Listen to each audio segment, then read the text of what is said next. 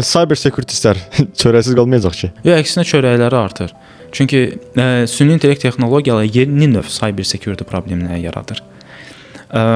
Və bu o deməkdir ki, bu yenə də dediyim, bayaq gətirdiyimiz nümunə, bir texnologiya inkişaf edirsə, onun üçün bir növ mühəndis yox, bir qrup növ mühəndis lazımdır.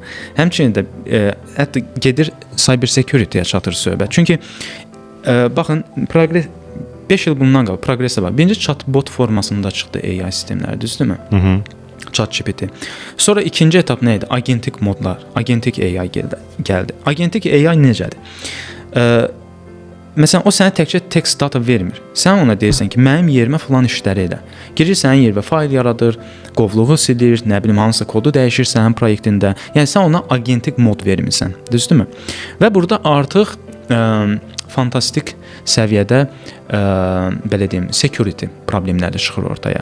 Məsələn, bəlkə sildi nəyisə. Bəlkə səndən xəbərsiz durub sistemə nəsə müdaxilə elədi. Bəlkə sənin parollarını oğurladı və bəlkə yox eləyir də.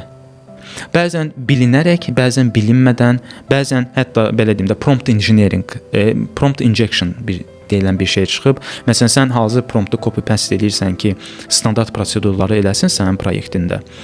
Və o tekstlərin içində məsələn PDF fayl kimi yükləmisən, agentə eləsin və onun içində ağ tekstlə yazılıb ki, mənim bütün fayllarımı məsələn sil, bir dəfəlik sil. Sən də onu görmürsən. CloudGPT də oxuyur onu və əməl edir. Və yaxud da ki, AI sistemləri belə deyim, sənin proyektindən əlavə olaraq internetdən real axtarışlar eləyib tətbiq eləyir, düzdürmü? Və internetdə olan axtardığı yerlərdə belə səhv promptlar ola bilər. Hansı ki, kənardan gətirilən səhv prompt sənin indiki lokal proyektdə alınır. Bu təkcə mən software engineeringə deyirəm. Bu hər bir sektorda hardakı AI istifadə olunur, orada kritik şəkildə security problemləri yaranır. Çünki bu modellər intellekt deyil, bu modellər ehtimalla işləyən modellərdir. Məsələn, klassik cyber security-də nəyə yaxşıdır? Klassik software engineering üzrə olan problemlərdir və bunlar hamısı alqoritmik riyaziyyətdir, düzdürmü? Sistematikdir.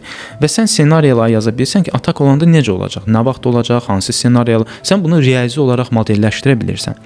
Amma süni intellekt sistemlərinin böyük dil modelləri fundamentcə ehtimalla işləyən şeylərdir.